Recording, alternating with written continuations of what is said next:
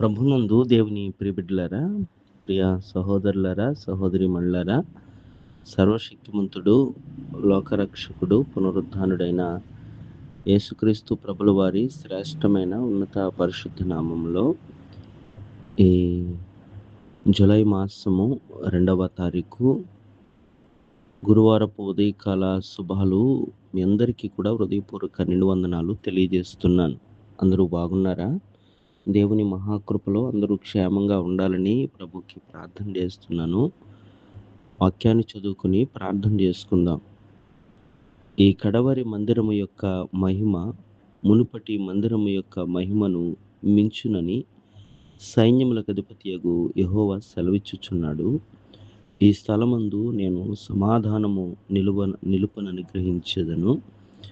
ఇదే సైన్యములకు అధిపతియగు యెహోవా వాక్కు. హగ్గయి గ్రంథంలో 2వ అధ్యాయము 9వ వచనంలో ఈ విలువైన మాట మనం ఆలోచన చేసి ధ్యానం చేసుకుంటే, మందిరం యొక్క మహిమను గురించి, మునుపటి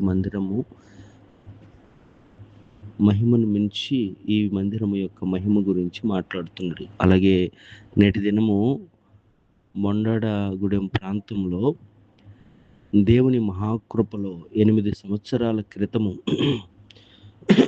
పాతదై శిథిలావస్థకు వచ్చిన మందిరాన్ని దృష్టిలో పెట్టుకుని ప్రభునామంలో ప్రార్థనా పూర్వకంగా మూలరాతి స్థాపన చేయబడిన నూతన మందిర నిర్మాణము సంపూర్తయి 2018వ సంవత్సరంలో ప్రారంభించబడిన మందిరము 8 సంవత్సరాలకు దేవుని మహాకృపను బట్టి సంపూర్తి అవటానికి ఈ మందిరము మహిమగలదిగా దేవుడు ఎంతో సుందరంగా ఆయన కృపచేత నిర్మించుకోవటానికి ఎందరో ప్రార్థనా ప్రతిఫలాలు, ఎందరో ఆశలు నేడు చూడటానికి ప్రభు కృప చూపారు.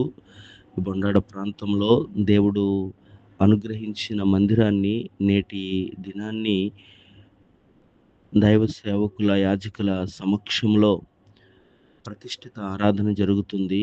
అందుకు నేను ప్రభువుని ఎంతగానో స్తుతిస్తున్నాను. ఎందుకు అంటే గనక ఆ మందిర నిర్మాణంలో దేవుడు ఎందుకు పనికిరాని నాకు, నా కుటుంబానికి ఎంతో ఆధిక్యత ఇచ్చి ఉన్నారు.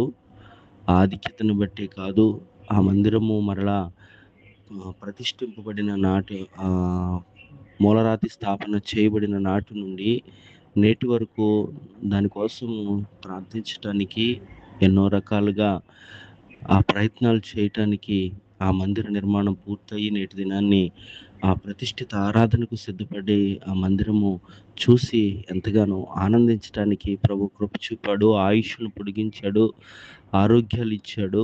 నా కుటుంబానికైతే ఆ మందిరం గురించి ఎంతగానో గొప్ప ధన్యత ఇచ్చాడు.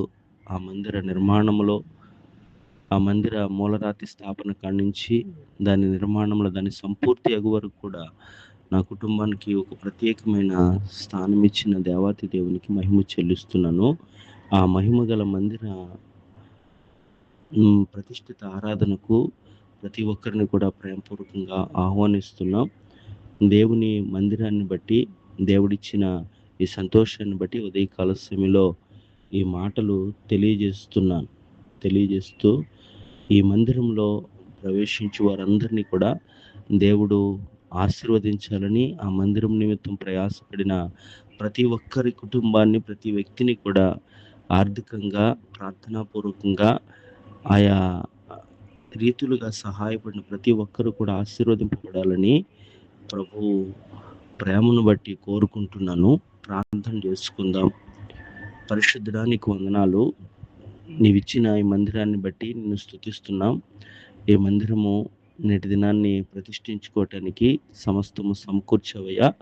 ఆ ప్రతిష్ఠిత ఆరాధన మహింకరంగా జరిగించుకుని తండ్రిని ఉన్నతమైన నామానికి మహిమ తెచ్చుకుని ఆ మందిరంలో లోనికి వెళ్ళినప్పుడు, బయటకు వెళ్ళినప్పుడు అది వారు ఎవరైనా మీరు దీవించండి. వ్యాధిగ్రస్తులను తండ్రి, బలహీనులను, ఆర్థిక ఇబ్బందుల్లో ఉన్న వారిని, ప్రతి ఒక్క సమస్యతో వచ్చిన వారిని మీరు ఆశీర్వదించమని, నేటి దిన ఆరాధన కార్యక్రమాలు మహిమకరంగా జరిగించుకొని ఘనతా ప్రభావాలు ఆరోపించుకోమని ఈ గ్రూపుల్లో ఈ మాటలు ఆలకిస్తున్న ఆయా దేశాల్లో ఉన్న బిడ్డలందరినీ కూడా ఈ ఉన్నతమైన కృపతో నేటి దిన ఆశీర్వాదాలతో ఆశీర్వదించమని, బలహీనమైన వారిని బలపరచమని యేసు నామములో ప్రార్థన అడుగుచున్నాను తండ్రి.